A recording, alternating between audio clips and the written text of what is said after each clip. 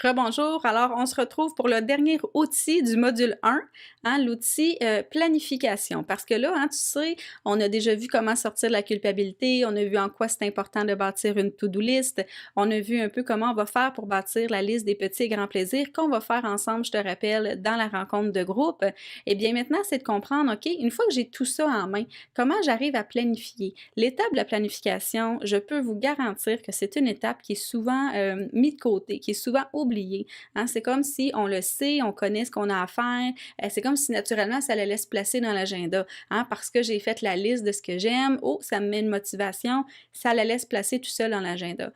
Pour que ça soit efficace et durable, je vous invite vraiment à prendre le temps de planifier parce que c'est ça qui va faire une grande différence dans ton quotidien. Si jamais tu ne le mets pas, si jamais tu au début, je te le garantis, ça peut probablement que la motivation va être là, probablement que l'effet va se faire tout seul, de dire: «Ah là, je suis en train de suivre un programme pour prendre soin de moi». Naturellement, ça va se mettre en place que tu le fasses. Mais sache que sur le long terme, l'outil de planification, c'est ça qui va t'assurer du maintien pour dire comment je ne m'oublie pas, pardon, dans les prochains mois, dans les prochaines années, comment je m'assure de garder ces moments-là pour moi et l'outil de planification va venir le faire, ce changement-là. Alors, pourquoi planifier? Bien, je vous ai mis ici, hein, dans quelle direction vas-tu? Cibler son objectif est le premier pas dans le bon chemin. Ça veut dire que si je ne sais pas où je m'en vais, si je ne sais pas c'est quoi que je veux aller vers, bien, ça va être difficile de l'atteindre. Si tu ne prends pas le temps de planifier du temps pour toi, sachant que la charge mentale est là, sachant que les responsabilités continuent et ils prennent place à tous les jours, bien, c'est se peut qu'à un moment donné, ça prenne le bord, comme on dit, puis que tu te tasses, puis que tu t'oublies. Puis des fois, c'est même pas mal intentionné, là, c'est pas conscient de dire: «Je vais m'oublier». C'est juste que tout semble tellement plus important qu'on met l'emphase sur les autres choses, puis c'est normal. On essaye de gérer au mieux nos priorités, on essaye de gérer au mieux ce qui est important pour nous. Par contre, sur le long terme, si tu ne prends pas de temps pour toi, rappelle-toi ce que ça risque de créer, tu vas tomber dans l'altruisme malsain et naturellement, à un moment donné, il va y avoir une chute où tu devras tomber dans l'égoïsme malsain. Puis là, la boucle, le cercle vicieux embarque. Ce qu'on veut, c'est sortir de ça. On veut s'assurer d'avoir une zone de décompression qui va permettre de gérer la charge mentale d'une façon plus efficace, sans la transformer, hein, sans dire elle n'existe plus. C'est dire comment moi, je la gère d'une façon différente. Et pour ça, bien, la planification est hyper importante. Alors, de dire qu'est-ce que tu te demandes à toi? C'est quoi que tu veux? C'est quoi dans le monde idéal le temps que tu prendrais? Maintenant, pour planifier ça, je t'offre un outil qui a été abordé par Martin Latulippe, pour ceux qui le connaissent, qui est conférencier, auteur, qui donne de la formation pour les coachs, les consultants, justement les conférenciers. Et il a apporté un outil que je trouve fort intéressant qu'il appelle le BMW. Ça, le BMW, on utilise ça quand? On utilise ça quand on souhaite bâtir un objectif. Quel que soit-il, peu importe. Nous, ici, on va y aller d'en prendre du temps pour soi, hein, bâtir une zone de décompression, mettre des petits moments qui vont me permettre de ce ressourcement-là, cet allègement-là, pour être capable de gérer mon quotidien d'une façon plus douce et légère. Alors, l'outil BMW, en fait, le B, ce que ça veut dire, c'est le bon. Qu'est-ce que tu demandes? Toi, dans une semaine, là, qu'est-ce que tu penses qui te ferait du bien? Combien de temps, combien de moments tu crois que tu aurais besoin pour sentir que c'est ton minimum acceptable, hein, pour dire si j'ai ce moment-là, ces moments-là, je sens que je suis en train de prendre soin de moi, je le sais que ça va avoir un impact sur justement mon quotidien, sur ma charge mentale. Alors ça, c'est ce qui est minimum acceptable.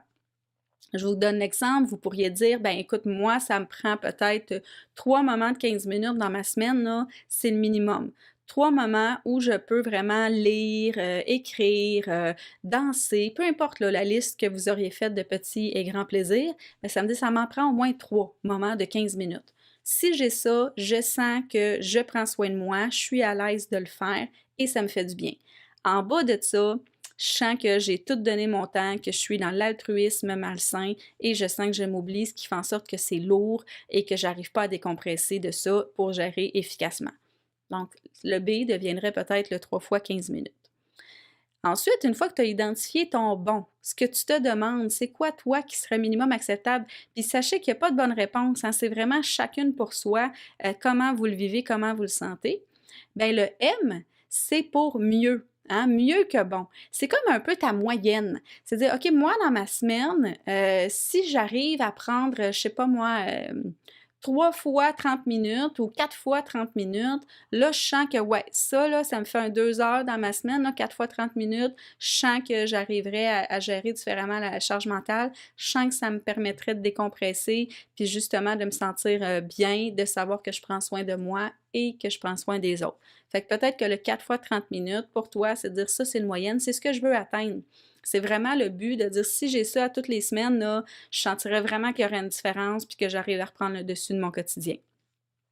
Et le W, ben c'est le wow. C'est de dire, OK, c'est quoi ça qui te rendrait vraiment fier de toi, là? Si tu dis, OK, dans une semaine, là, si j'arrive à prendre 5 heures, hein, peut-être en tranche de 30 minutes ou en tranche 3 fois 1 heure, peu importe, mais si tu dis, hey, moi, si dans ma semaine, j'ai 5 heures à moi, hey, ça, là, wow, ça veut vraiment dire que je me suis occupée de moi, je m'assure que les autres sont bien aussi, mais ça m'a permis de me ressourcer. Je me sens comme si je revenais d'un week-end, par exemple, puis là, mon énergie est revenue ou peu importe. Ça, c'est vraiment le wow, le BMW. Donc, le but de cet objectif-là, le BMW, c'est d'aller mettre une flexibilité.